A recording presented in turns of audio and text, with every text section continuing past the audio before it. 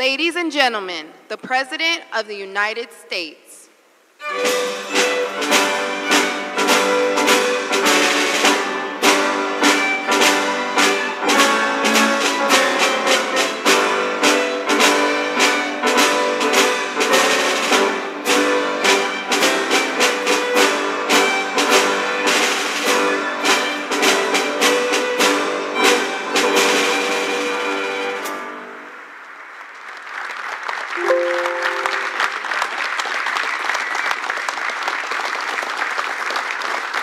Thank you very much. Thank you. That's a good-looking group behind me. This group isn't too bad either. Very nice. Nice to be with you. Beautiful, right? Beautiful. Thank you very much. And thank you all for being here to support one of the most important pieces of legislation in the history of our country. And that's everybody saying that, virtually everybody. The one big, beautiful bill to secure our borders, turbocharge our economy, and bring back the American dream. That's what's happening too. It's met with tremendous approval and reception. And when we were thinking about doing it, we were going to break it down into 3, 4, 5, 6, or even 7 bills. And I said, let's make it one big, beautiful bill, Mike, right?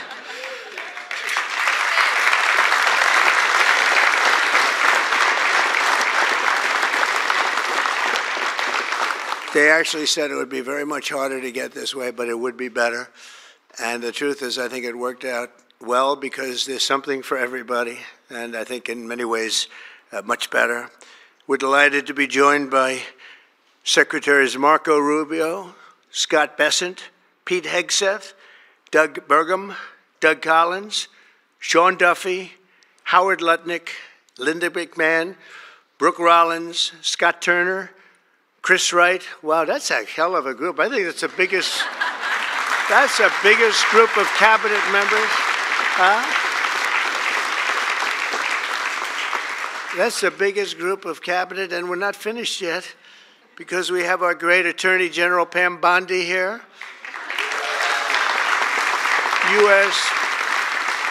Trade Representative, and he's working around 24 hours. We have them one after another. Countries come. Everybody wants to be with us because we have the hottest country in the world. A year ago, we had a disaster on our hand. We had the coldest country, I think, by far. And now we have the hottest. The King of Saudi Arabia, when I was there, we brought back $5.1 trillion between Qatar, Saudi Arabia, and UAE. And all three said, great leaders, they all said to me the same thing. You know, it's amazing. In 4 months at that time, now it's getting to be close to 6. But in 4 months, they said, you have the hottest country anywhere in the world. It's not even close. And they thought we were dead a year before that. They said, I thought you were dead. The country was dead. And it was pretty close to it. But we have the hottest country in the world, so it's great. And Trade Representative Jamieson Greer is very busy because, where are you, Jamieson? Everybody wants to make a deal and have a part of it, right? I know you and Howard and Scott are working overtime, making deals with other countries. Remember a few months ago, the press was saying, do you really have anybody of any interest? Well, we just signed with China yesterday, right?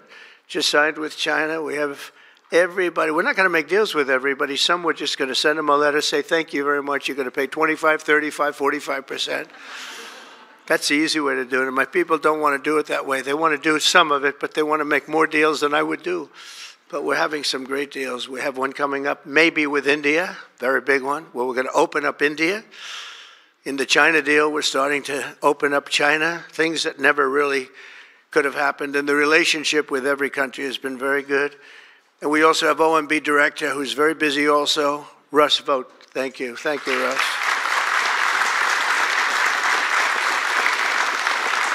And also, I want to give a very special thank you. This is a hell of a group we have here. This is amazing, the quality of people. But actually, I like these people and most of those people much better than the people I just named, okay? But a very special thanks as well to Speaker Mike Johnson, who's a great, legendary guy. He's going to go down as a legend. A great friend of mine, a fantastic Senator, Roger Marshall, wherever you may be, Roger. Thank you very much. Thank you. Bernie Moreno, great win Bernie had in Ohio. Bernie, great win. That was a tough race. They said that was not winnable, and he won by about 5 points, so that was pretty good. So much for not winnable. Mike Lee is here. Mike, hi, Mike. Thank you, Mike. Tim Sheehy, another tremendous win. Way to go, Tim. Young, handsome. That was another race that wasn't supposed to be able to be won. They said, well, we have a very young, handsome guy. I said, does that matter? Looks don't matter, do they, Mike? Looks. Anyway, great job. You can't help it. You can't help it. Great. That was a great race, along with Representatives Paul Gosar, Greg Murphy, Tom Kaine, Jen Kiggins, Rob Bresnahan, who's a, where is Rob? Stand up, Rob. Let me see you. Good. He's done a fantastic job. And Ryan McKenzie. Thank you, Ryan. Thank you all. That's great.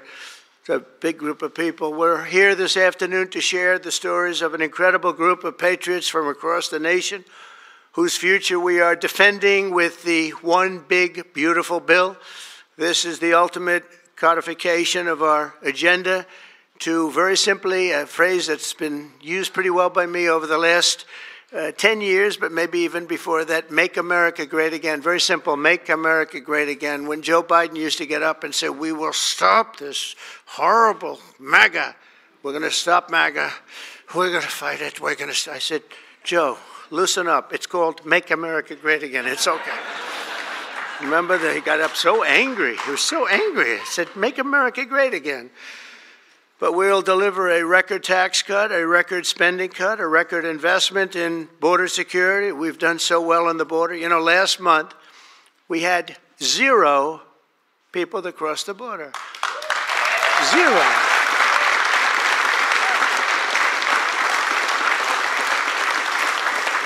So Christie and Tom Homan and some of the people, what a job you've done.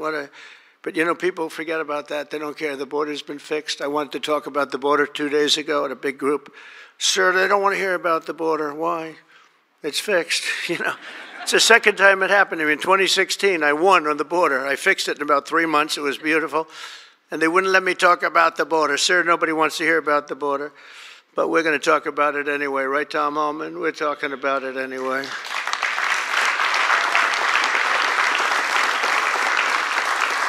So we have a big number of dollars that's coming here because we want to keep it that way and we want to keep it fixed, and a record number of deportations. We're bringing criminals out by the thousands. Nobody can even imagine. They let people in that were murderers, 11,888 murderers, gang members, people from mental institutions and insane asylum. You know what that is? That's insane asylum. That's a mental institution on steroids.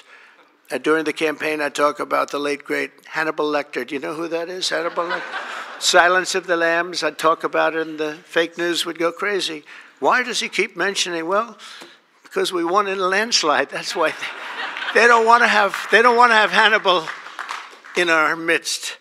And the day I signed this bill into law, almost every major promise made in the 2024 campaign already will have become a promise kept. And that's very important. Promises made, promises kept.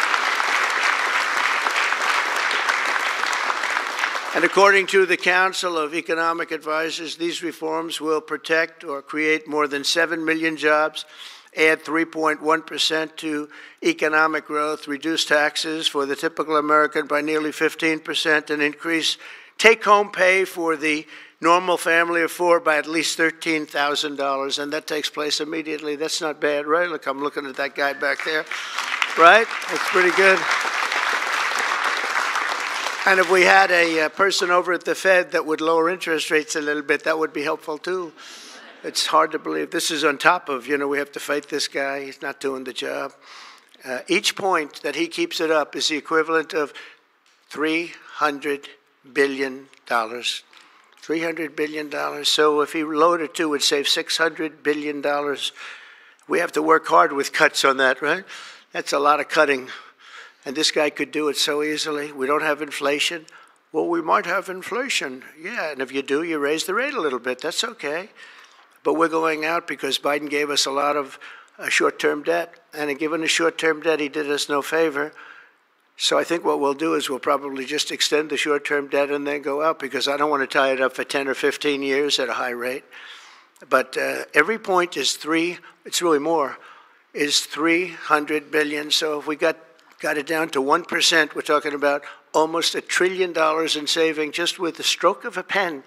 No work, no missing anything, just like an accounting situation. Oh, Doug Collins, I just see Doug. Did I mention you, Doug? I don't think so. I'm glad I saw you. I'm glad that somebody's going to be in big trouble with you. They didn't write your name down, Doug. Somebody's in, I got you. So we think of that, though. We save, and all you have to do, it's so simple. I'm explaining to this guy, and Biden extended him. That wasn't good. I'm explaining to him, you can do so much for our country. You could save $1 trillion just with a stroke of a pen. Just the utterance of a sentence that we're going to be cutting. It's a shame. It's a shame. We're one of the highest. We should be the lowest. You know, with the United States of America, we'd have money coming in like at levels that they have never seen. I got a call the other day from the people in Congress because we're doing our bill. I didn't even tell you this, Mike, and they called. They said, there's something wrong with the numbers, sir. I said, what's wrong? I don't know. They're not balancing out. There's something really wrong. I said, is that a good thing or a bad thing? Well, we don't know. I said, what's the problem? We're taking in much more money than we have scheduled. I said, so far that sounds good. They said, how much is it? About $80 billion. I said, do me a favor, check the tariff line. They called me back an hour later. Sir, we've taken in $88 billion in tariffs. Isn't that a beautiful thing? $88 billion.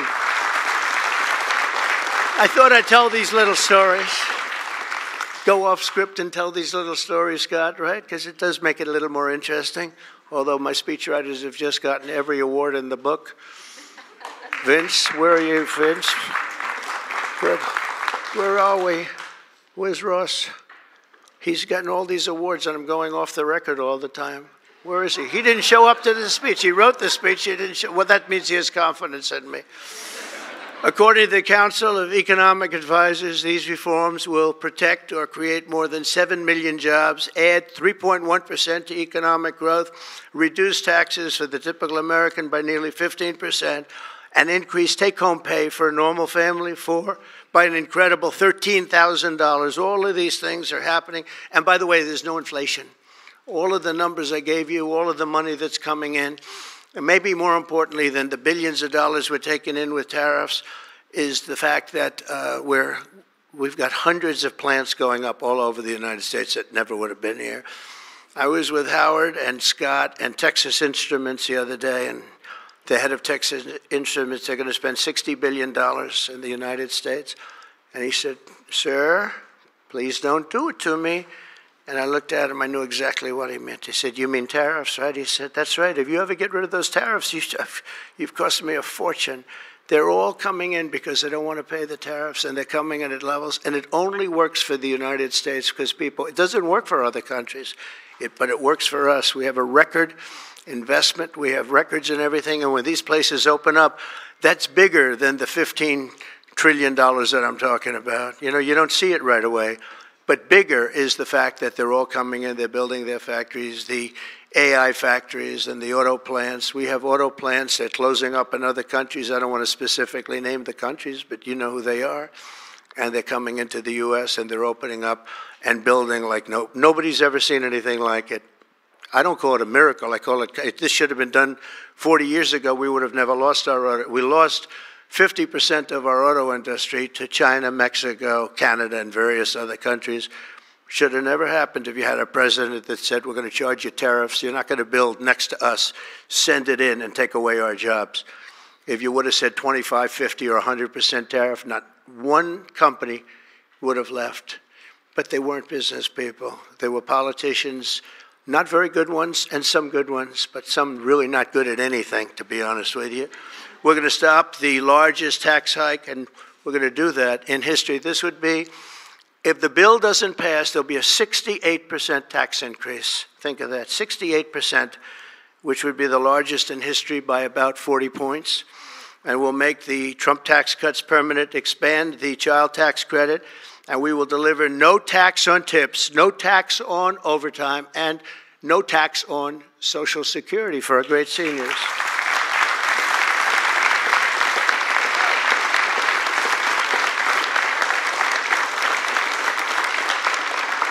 Among the countless citizens who will benefit from these tax cuts is Malachi Krzyzewski, a devoted mom and DoorDash driver from Ripon, Wisconsin, who uses her tip income to support her son. Just think of that, no tax on tips. And it was a very big problem. I was at a dinner in my beautiful building in Las Vegas, and unrelated to this, and I said, what's going on? I will never say good-looking waitress, because looks don't matter anymore, you know, in our modern society. She happened to be beautiful, but I won't say that. I won't mention that. But nevertheless, a waitress came over, and I said, how are you doing? She said, not good, sir. Why? The government is killing me on tips. And she looked at me, she said, sir, there should be no tax on tips. I said, say it again. There should be no tax on tips. I said, that's the coolest thing I've ever heard. I walked outside. The press was there, as always, waiting for something bad to happen, hundreds of them. I said, ladies and gentlemen, please announce tonight there will be no tax on tips. And a legend was made. We won Nevada by so much. Republicans don't win Nevada. We won Nevada. So I want to thank that young, beautiful waitress. Thank you very much.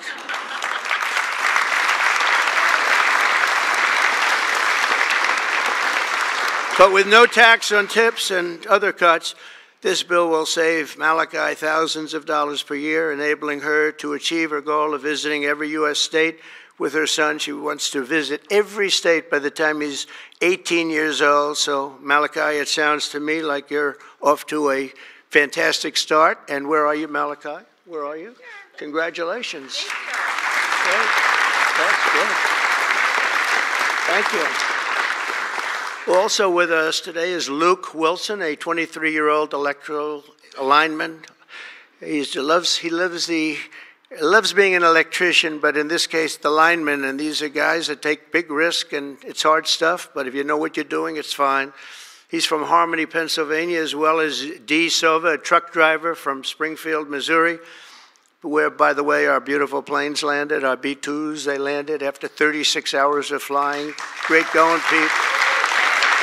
And they hit the target. And they hit the target, and the target has now been proven to be obliterated, just as we said. We had little fake news from CNN. Thank you very much, CNN, for that. With 3 million miles of driving under her belt, who mentors other women in her industry. And I just want to say, Luke and Dee spend countless hours working overtime to help make this country run. And this bill, the typical overtime worker like them will take home nearly $1,500 extra every single year. So you're talking about at least $1,500, and there will be no harassment because you were being harassed by the Democrats. So Luke and Dee, congratulations to you both. Thank you very much. Congratulations, wherever you may be. Thank you. Thank you very much. Also with us is James Benson, a third-generation auto worker from Belleville, Michigan, who has spent 26 years at Ford Motor Company, which is doing very well. They have a lot of plants in this country. If you have plants in this country, you're going to make a lot of money. And is a member of a tremendous group of people, auto workers. And I'll tell you, we love these people. Auto workers for Trump, and I came through for them, but they were with me long before I really thought. A lot of people said, is he going to run again? Will he run? They've always been with me, the auto workers. James was a lifelong Democrat until 2017 when he saw the benefits of our tax law, and he also liked Trump. Now, sometimes they can like the law, but if they don't like the candidate, it's not going to matter, right? Is that right, Marco? Marco knows, because he has been one hell of a great Secretary of State, right? Stand up, Marco. Everybody respects Marco, right? True. Everybody respects him. Now we're delivering an even bigger win for the auto workers by making interest on car payments fully tax deductible. You know, that's something only rich people seem to have gotten. I said, you know, and that was my idea. It's pretty simple. But I said, you know, the rich people, they always looking for deductions. We want deductions. Linda, did I say, will you please stand up? Linda McMahon. So great. How much is Harvard going to be charged? How much are you asking for Harvard? Because they really have violated a lot of different caveats, haven't they? Huh? A lot, like a lot. They've been given $5 billion over the years. Can you imagine? And that's over a short number of years. That's just the beginning. They have $52 billion sitting in the bank, and they haven't been nice to our country. So I want to thank Linda McMahon, who's been really fantastic.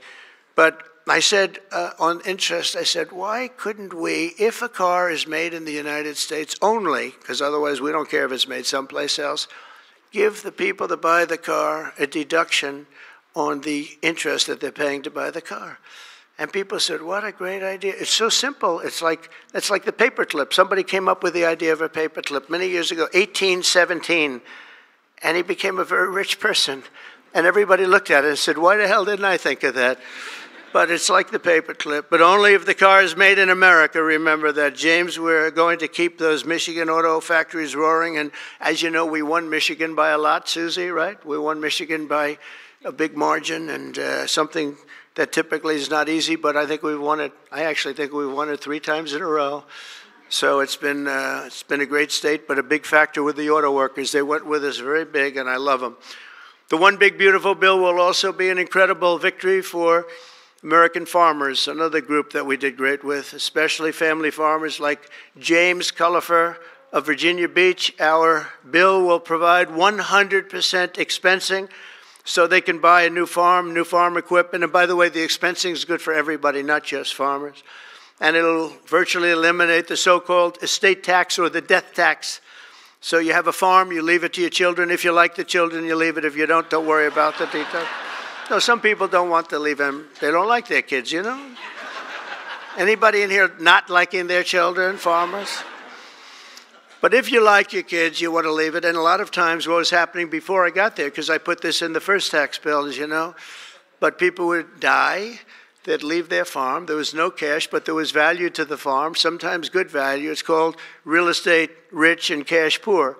And the kids had no money, and they'd be foreclosed out by a bank. They'd borrow money to pay the estate tax. You don't have to pay estate tax anymore. That's pretty big stuff. So for the farmers and for others in small business, it's great. But James's family has been working the land for generations, and with this bill, we will ensure that family farms like his can stay in the family for many generations to come. Where's James? James, around? Where's James?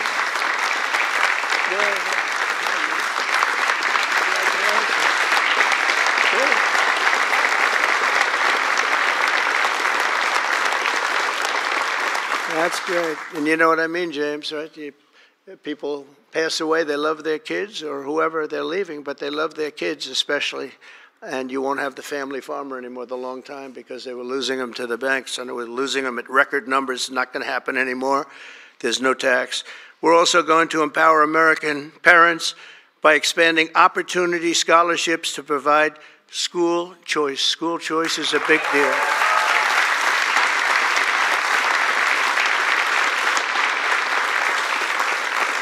And we just got school working with the governor of Texas, as you know, Greg Abbott. We just had it passed in Texas, and I know about that. Somebody said, yeah, that was a big deal. They've been trying to get it for 9 years, and they asked me if I'd call the legislature, Republicans in the legislature, and I did. And I gave them a pep talk, and everybody voted for it. First time, they were shocked, but they never asked me to call them before. This was the first time, and they got it passed, right, Susie? It was amazing. And it was something that Dan and Greg and everybody, they really wanted it. And Ted Cruz wanted it badly. They all wanted it, so we got it in Texas. But you're going to have it. More and more people are talking about school choice. Good thing. This will be the godsend for mothers like Angelina Banks from Philadelphia. Where's Angelina? Where is Angelina? Oh. Oh. You are very pretty. She went out for a second and she's coming back. Okay? Where's Ange? Come on over here, Angelina. Oh, that's terrible. Oh, wow. How are you? I won't ask you where you've been, okay? I promise. But it's great to have you. It's great to have. I mentioned your name. I said, "Where's Angelina?" He said, "She'll be right back, sir." Thank you very much. Appreciate it. And Aubrey and Ava Jane, Angelina says the tax relief for child care and education are a foundation for stability and dignity. I think those were your words, right? Stability and dignity. Good words. For her family, and with the One Big Beautiful Bill, we're delivering both, empowering hundreds of thousands of families to choose the public, private, charter, religious school or the home school of their choice. And Angelina, thank you very much for being with us. Beautiful. Beautiful. So this bill will also be the single most important piece of border legislation ever to cross the floor of Congress. We will hire 3,000 new Border Patrol officers and 10,000 new ICE agents. And these people are great. I tell you what, I got to know a lot of them.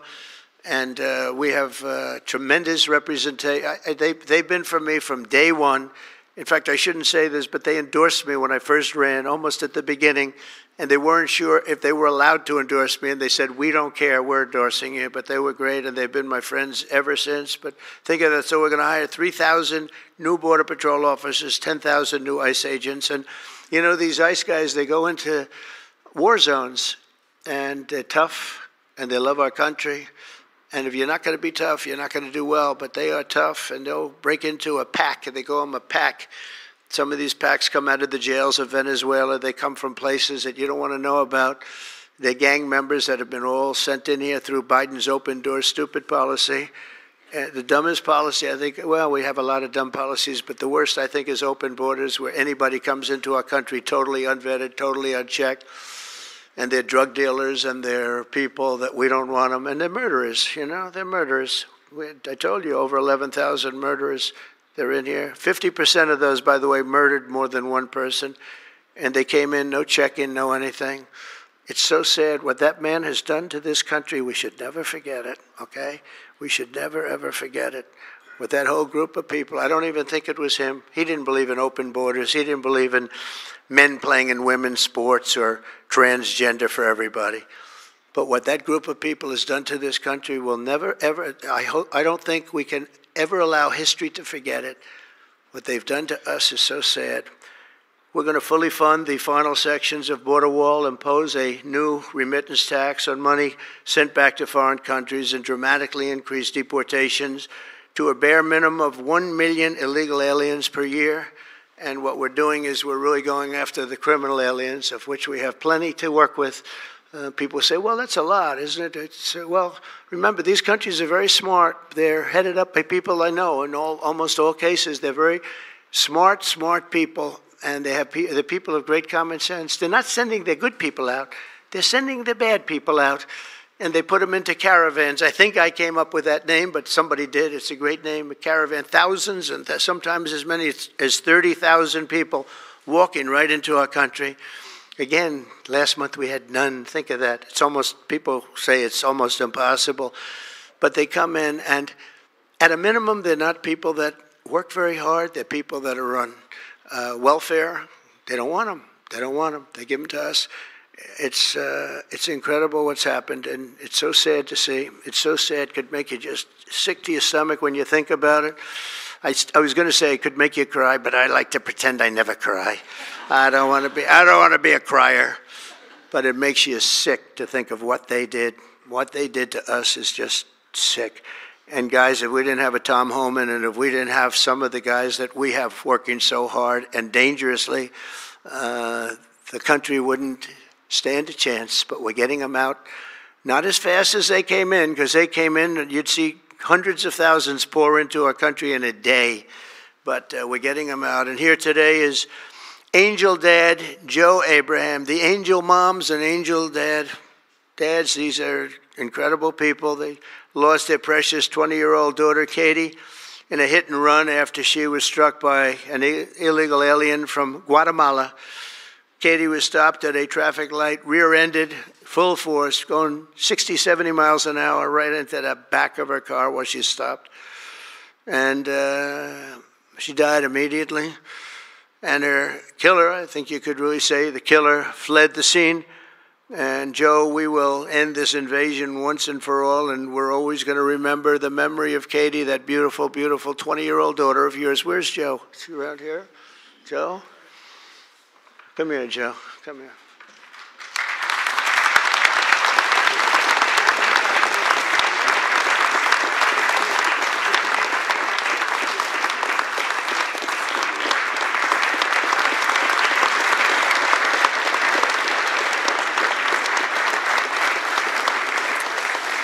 Ah, boy, oh, boy, oh, boy. Thank you, Joe, very much. Also with us is Sarah Stewart from Kerrville, Texas, who lost her brother to the fentanyl epidemic that has inundated her small town. Our bill provides billions and billions of dollars to stop fentanyl and other illicit narcotics. We're also charging other countries like Mexico, Canada, and China billions of dollars in taxes that we put on because they've allowed people that are selling fentanyl to go through their countries, or in the case of China, they send it here, and paying a lot of money at least, but would rather stop it. I think we're doing a big job of that, but would rather stop it. And other illicit narcotics pouring across the border and stealing more American lives. And thank you. Sarah will not rest until that fight is done. We're going to get that fight done. Sarah Stewart is where? Sarah? Hi, Sarah. Beautiful. Thank you. Good guy, huh? Yeah. I can see that. I also want to thank the President of the National Border Patrol. His name is Paul Perez. He's been with me from the beginning. And Brandon before him. These are great people. I've gotten very friendly with some of these people from Border Patrol and ICE because I'd call them once every 2 or 3 days. How we doing? How we doing? How we doing? If you remember, Kamala was the border czar, and in 4 years she never made one call to Paul or Brandon or anybody else. And I'd like to have Paul come up, say a couple of words if you're here. Paul? Where are you, Paul? Oh, there you are. Go ahead. President Trump made promises that he's kept. Now it's time for Congress to back him up. We need to end the chaotic and recklessness that Biden allowed into this country. The millions of people that are out there, we're going to get with this big, beautiful bill. We've got the funding, we've got the technology, we need everything in that bill to get it done so that no more families are victimized. And those that have victimized families, we can go get them out with ICE. Our officers and agents are not afraid. We're ready to take this fight to them, and we've been so because of President Trump's leadership. Thank you, sir.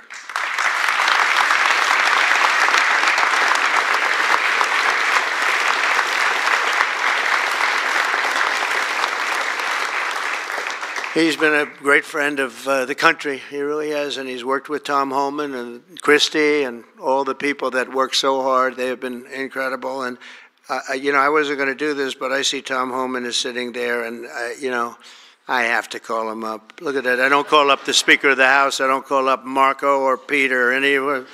But I want to call this guy because this guy is keeping us very, very safe. Come on up, Tom.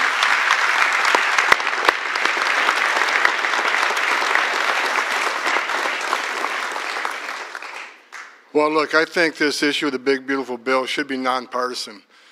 I don't know what the hell's the matter with everybody up in Congress? People are dying every day. ICE is arresting 3 times as many criminals that the Biden administration did. We're taking public safety threats and national security threats off the street every single day. But we got over 600,000 illegal aliens with criminal histories walking the streets of this country. We got less than 5,000 deportation officers. This should be a no-brainer.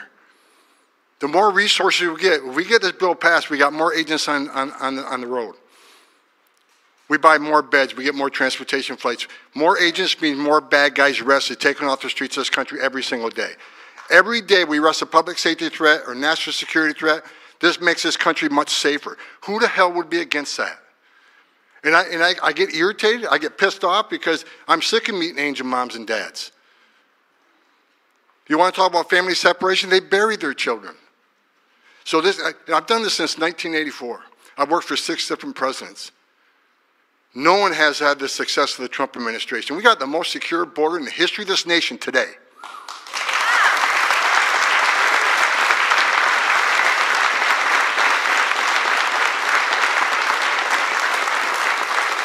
But we need more border wall. Border walls save lives. Women and children can't get over that wall, which means they go to a place where there's not a wall. And what's waiting on them? The men and women of the border who take care of the humanitarian needs and save their lives. We already got fentanyl seizures down half. Fentanyl seizures should be 100%. We should have zero fentanyl coming to this country. We need money to help secure that border at a higher level. Stop the fentanyl from coming in. Stop the sex trafficking of women and children. Stop the known inspected terrorists coming across that border. Right now, I was looking at the stats today. ICE is arresting a record number of known suspected terrorists in this country, along with the FBI. With more money, we can arrest more of these people, make this country safer. This is a nonpartisan issue. Let's make this country safe again. So to the Democrats and the Republicans and the Independents, I don't care who you're from, pass the bill so we make this country safe, so we can stop the violence against ICE officers. Let's make this country safe again, and without that bill, it's going to be a hard road. We got a lot of people to look for, a lot of people to arrest, a lot of national security threats we know are in this country. We need to find them. We need more money to do that. We need more agents to do that. For God's sake, let's pass this bill and get this done.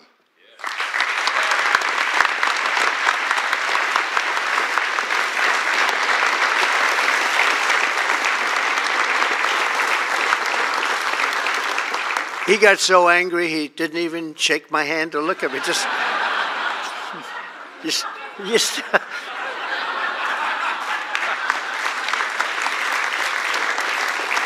But he's right. He's right. And we have no money for the border if we don't pass this bill. We have virtually nothing. And so we're going to get it done for you, Tom, and for all of the people that have worked with you. It's been amazing, the job you've done. And just in finishing, look, this is the largest tax cut in the history of our country. They want to give you, the Democrats want to give you the biggest tax increase in the history of our country. They have things, whether it's border or economic development or no tax on tips and Social Security and no tax on overtime and all these different things. There are hundreds of things here. It's so good. And we're going to also cut costs. We're cutting $1.7 trillion in this bill, and you're not going to feel any of it. And your Medicaid is left alone. It's left the same. Your Medicare and your Social Security are strengthened. We're not cutting. The Democrats are going to destroy all three of them because it's not sustainable. They'll end up cutting your Medicare, Medicaid in half. So we're going to do a real job. It's so important. So if you can, call your senators, call your congressmen. We have to get the vote. I want to thank you. You have been unbelievable, Mr. Speaker. You have worked round the clock for months,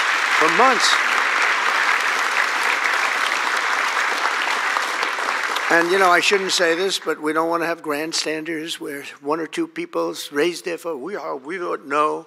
And they do it to grandstand, that's all. Not good people. They know who I'm talking about. I call them out. But we don't need grandstanders. We have to get our country back and bring it back strong. And our country is going to be stronger, bigger, better than ever before. We're going to make it better than ever before. And that's despite the bad hand that we were dealt 6 months ago. We were dealt a really bad hand. We were dealt a sick hand.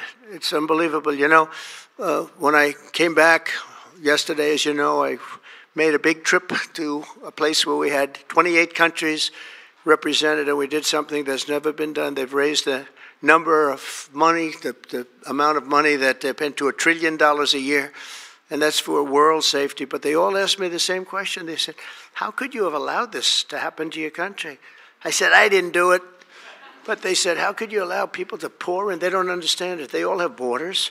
They have fences, they have walls, or they have just strong people standing there. You can't do it. And they said to me, you know, it's amazing that they allowed these things to happen. And it's amazing, too. I agree. You know, as a business guy, I always like to understand where the other side's coming from. What do they want? What do they get?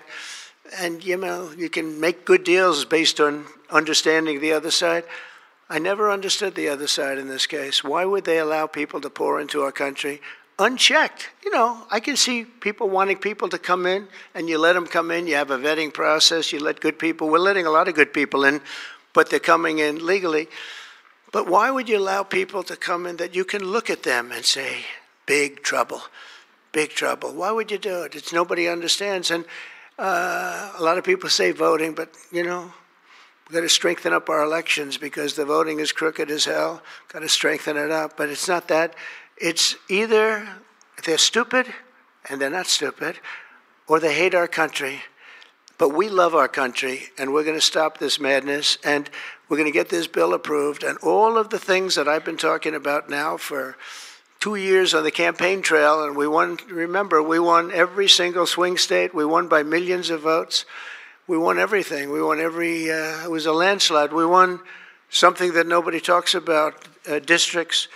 You have thousands of districts. We won 2,750 to 505. Think of that. That's why when you see a map, the whole map is red. That stands for Republican, by the way, because it stands for a lot of other things too, but it stands for Republican with a little piece of blue on each side. But that's why, think of that, 2,750 districts to 505 districts. That's what, this was a slaughter, but it gave us a mandate to do some great things. And I want to thank John Thune, and I want to thank the speaker, and I want to thank Marco and everybody here, they have been so incredible. Pam, you've been unbelievable as the Attorney General. We appreciate it. Not easy, not easy. And we're coming back faster than anybody ever thought possible. I told you what they said to me on just trips by very smart people. But we're going to make this, we're going to do this very quickly. It's happening a lot faster than even I thought possible. And we're going to be celebrating very quickly, and we're going to be celebrating for a long time because we're turning our country around. We're getting our country back. And we're ruling with common sense, you know, whether you're conservative or liberal or, as they like to say, progressive. They don't like the word liberal anymore. Progressive, I think it's a beautiful word, too. That's why I call them liberal. It's too nice a word. I don't know how you can be progressive when you're turning the country backwards. But no matter what you are, it's all about common sense. And I think that's the way I've ruled. I do what's right. I want to have borders. I don't want to have transgender for anybody that happens to leave the house at a young age, the things they do. I don't want to have men playing in women's sports. That's got to be, you know, they say it's an 80-20. I think it's a 97-3 issue. It's so ridiculous. It's so ridiculous.